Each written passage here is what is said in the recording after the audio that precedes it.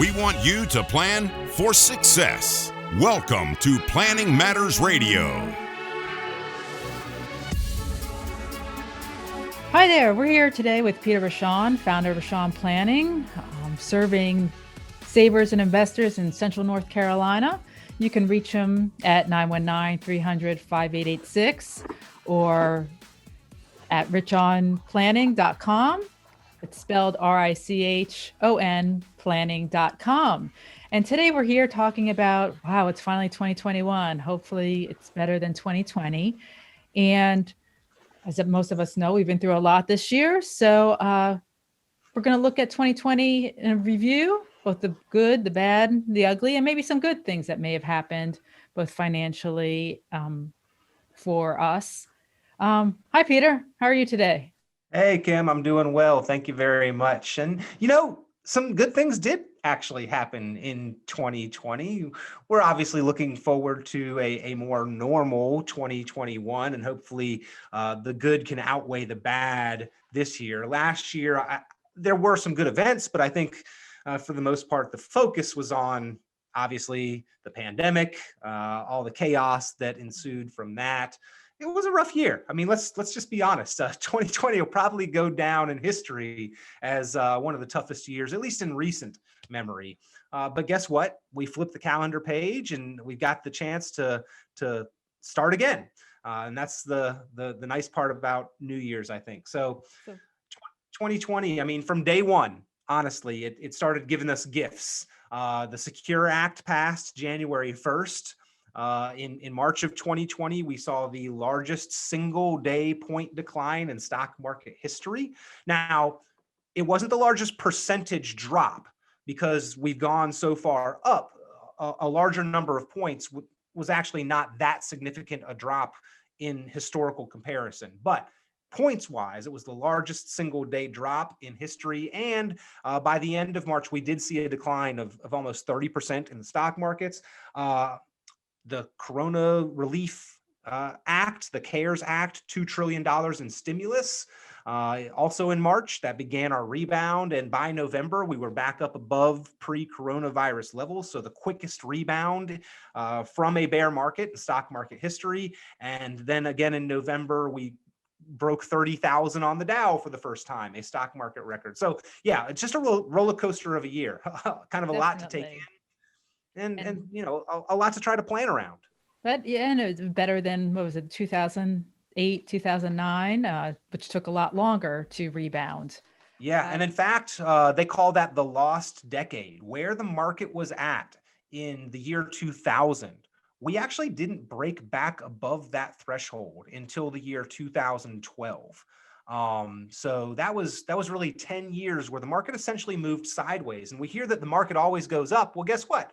For savers and investors during that 10-year period, it didn't go up unless you were contributing more to your retirement accounts. And for retirees who were drawing from their accounts, that was a pretty devastating period of time span in the market. And there's nothing to say that the market always goes up every single year. A lot of times we see that it doesn't. Yeah, so 2020 really wasn't that awful. I mean, it did rebound. And what do you think we have to look forward to in the year to come? What's 2021 going to bring us? Well, I do think there are going to be some stories that sort of dominate. One is these low interest rates. Low interest rates are here to stay. And I've heard people saying, well, I'm waiting for interest rates to improve since about 2006. And they've done nothing but come down. I don't know if they can go any lower, but globally, there's plenty of banks and federal deposit corporations that are issuing rates at negative interest. I'm not sure the U.S. will ever get there, but low interest rates are here to stay. In fact, the 30-year Treasury right now is below 1.5%. A lot of people are making less than 1%, significantly less, in some cases 0.01% on their savings accounts. It makes it great for long-term borrowers, right? If you're getting a mortgage in 2020, 2021 here, you can probably afford more house and you have lower payments. But if you are a saver, it makes it increasingly hard to get a stable rate of return, to stabilize your account, to protect your principal and live off the interest. Those things just, increasingly you've got to take risk to do them. However, there are places where we can improve our interest rates. I've seen 2.4% for 3 years. That's guaranteed, fixed, principal protected. Walk away with your deposit plus the interest after 3 years. I've seen 5 And what years kind at of vehicle is that you're talking about? That It is a fixed annuity. And okay, there's the bad word of the financial world. Nobody loves annuities, right? Well, the Right. reason why annuities have a bad reputation is because in the past, annuities required you to give up control of your underlying lump sum, never to be heard from or seen again, for the promise of a lifetime of payment. I mean, Social Security is an annuity. It's a government-sponsored, required, mandated annuity. A pension from a company is an annuity, and people loved their pensions. We don't have the pensions anymore. Social Security, you can't reach into and pull out of if you have an emergency, right? If you pass away early, your Social Security doesn't go on to your relatives, not to next generation beneficiaries. That's why people didn't like annuities in the past. If you passed away early, that money evaporated. We're not talking about that here. We are talking about a fixed interest savings account that just so happens to be offered by an insurance company. So it is 2.4%.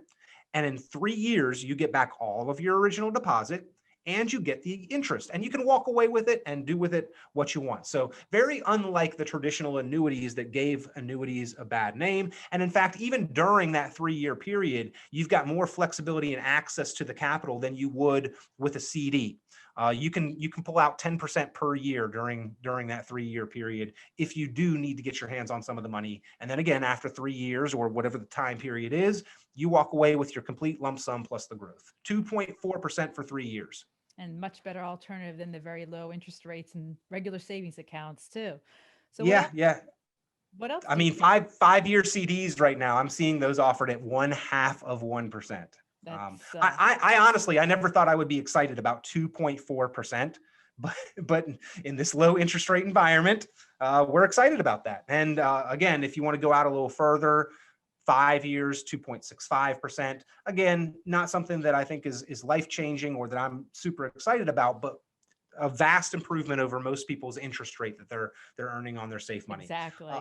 Inflation is going to be another story, Kim. Inflation is here. The Fed has said that they are looking to increase their target acceptable inflation rate to above 2%. The problem with above 2% is in the past, recent past, in 2020, the target inflation rate was 1% or below 1%. So they are talking about more than doubling their expectation for inflation. My question is, once you take the cap off the tube of toothpaste, are you going to be able to put it back on? Are they going to be able to keep inflation under control? And if their target before was 1%, hey, I actually buy things. You know, I go to the store, I pay attention to the price I'm paying. Inflation was there before. And so if they're pretending that inflation was only 1%, it wasn't. And if now they're saying they're more than doubling their expected inflation, you know, how much is inflation going to affect us in the years to come? True. Retirees, they get a little reprieve. They get the cost of living adjustment on their Social Security. Well, it was announced for this year that cost of living adjustment for Social Security is going to be a 1.3% increase. But Medicare premiums rose by 2.7%. So more than double the rate of increase for your pay raise was your adjustment for your medical insurance premiums, Medicare insurance premiums. So inflation is going to be a story, and I think it's something that we've all got to plan for in our retirement outlook. Market volatility, just because we turned the calendar page, I don't think we're going to stray away from market volatility. We're going to continue to see the market moving by larger and larger percentages. And taxes, perhaps the biggest story, you know, growth on our money, being able to take advantage of good markets, Building up as much, accumulating as much savings as possible has been the key to get us here to where we are today. Moving forward, it's keeping as much of that money as possible, and we're going to need to manage our taxes. And tax laws are changing. Personal opinion here, I think taxes could go up for all of us into the future. And so I'm doing proactive moves now for my personal savings that will help to minimize that taxes for years to come in the future. And I'm making similar suggestions to my clients at Richon Planning. And like you just said, this can affect more than just the wealthy. It can affect the average American, and having a plan in place to minimize those effects is a great idea. And well, according to Personal Capital, Kim, the median balance in 401ks for those ages 45 to 54 is slightly above $40,000. So if your balance, that's all, the median balance. So if your balance is above that 40,000 mark, guess what? You're probably in the crosshairs as being targeted as one of those wealthy individuals that could be impacted by taxes. I mean, our debt is what, $27 trillion right now. And it's estimated that just about $27 to $28 trillion is stashed away in tax deferred retirement accounts. Do you think that those could be a target to come up with some additional taxes? I think absolutely. Exactly. So I'm paying attention to taxes, and I'm planning proactively to try to minimize my taxes, not just this year or last year, but for years into the future. And I suggest everybody do the same. And minimizing your taxes helps with just your overall financial plan, because then you can keep some more of that money to keep investing in other things. Again, we're talking with Peter Richon here, founder of Richon Planning. If you like what you hear, reach out to him at 919-300-5886 or online at richonplanning.com. And that's spelled like Rich on Planning. Get it? It's Rich on Planning. So what about people that are retiring in 2021? Do you have some advice for them this year? The time to plan is now. I mean, if you have not planned to this point and figured out what exactly that retirement income looks like, if you have not run a optimized retirement plan and gotten that in writing, mapping out when and how you tap into your assets to create the income that you need, running that retirement budget, the time to act is now. Even if you have had a plan in place, most people's plans are accumulation plans. They deal with projections, they deal with assumptions, they deal with hypothetical rates of return that may or may not happen. Let's put the pen to paper. Let's poke holes in that plan. I feel like my job, Kim, is making the bad things happen on paper, so that when they happen in real life, we're prepared for them. What if we take them at face value, and in the year 2023, Social Security only ends up paying out 75 cents on the dollar? What does that mean for your plan? What does that look like? What if we have a couple more years in the market, like the lost decade, where we don't see gains for a 10-year period? What does that mean for your plan? What does that make your retirement look like? What if we have healthcare issues? What if there is inflation?